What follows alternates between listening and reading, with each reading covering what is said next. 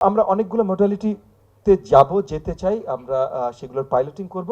তবে অনেক সময় আমরা যখন কথা বলি, আমাদের দেশের বেশ কিছু বাস্তবতা আছে, সেগুলো ফুল আমলে না নিয়ে হয়তো কথা বলি, যার জন্য এই পাইলটিংগুলো অত্যন্ত গুরুত্বপূর্ণ, আপনারাও বোঝেন। তো এগুলো করে ইনশাআল্লাহ আগামী দিনে আমরা আরও বেটার প্রোগ্রাম তৈরি করব।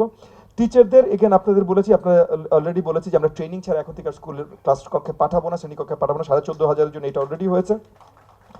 আমরা কালচারের জন্য মিউজিক টিউজিক এগুলোর জন্য আলাদা টিচার কিভাবে খুঁজবো, কালচার মিনিস্ট্রি কতখানি আমাদের সহযোগী হবেন, এগুলো নিয়ে ইতিমধ্যে আলোচনা শুরু হয়ে গেছে। একটা টাস্ক ফোর্স তৈরি হচ্ছে, সেই টাস্ক ফোর্সের ভিতরে একজন এক্সপার্ট, মানে একজন এডুকেশনাল এক্সপার্টও আছেন। যে এডুকেশনাল এক্সপার্টকে ওই টাস্ক ফোর্সে বসানো হয়েছে, এই প্যানেলে অনেকে বসে আছেন, তাদের কাছ থেকে উপদেশ নিয়ে, তাদের অ্যাডভাইস নিয়ে।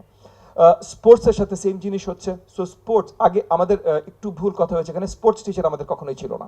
আমাদের যেটা ছিল ফিজিক্যাল এডুকেশন, পিটি, হ্যাঁ, ফিজিক্যাল এডুকেশন আর স্পোর্টস কমপ্লিটলি ভিন্ন জিনিস।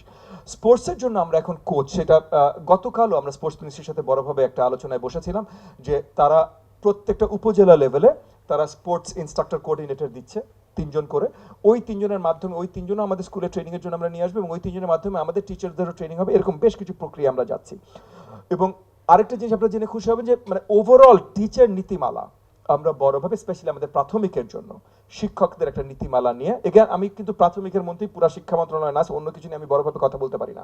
প্রাথমিকের শিক্ষকদের নিয়ে একটা পুরো নতুন নীতিমালা নিয়ে কাজ চলছে, যে নীতিমালাগুলো তাদের ক্যারিয়ার ওরিয়েন্টেশন, ক্যারিয়ার পাথওয়েজ, এই জিনিসগুলো অ্যাড্রেস করবে।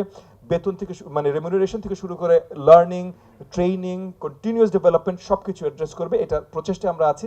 আমি আমার বক্তব্য আর লম্বা করব না, আপনাদেরকে অসংখ্য ধন্যবাদ। আপনারা জাস্ট মানে দোয়া রাখবেন এবং সাথে থাকবেন যেন এই কাজগুলো আমরা করতে পারি, এবং অবভিয়াসলি আমাদেরকে অ্যাকাউন্টেবল রাখবেন যেন এই প্রচেষ্টা আমাদের চলমান থাকে। অসংখ্য ধন্যবাদ।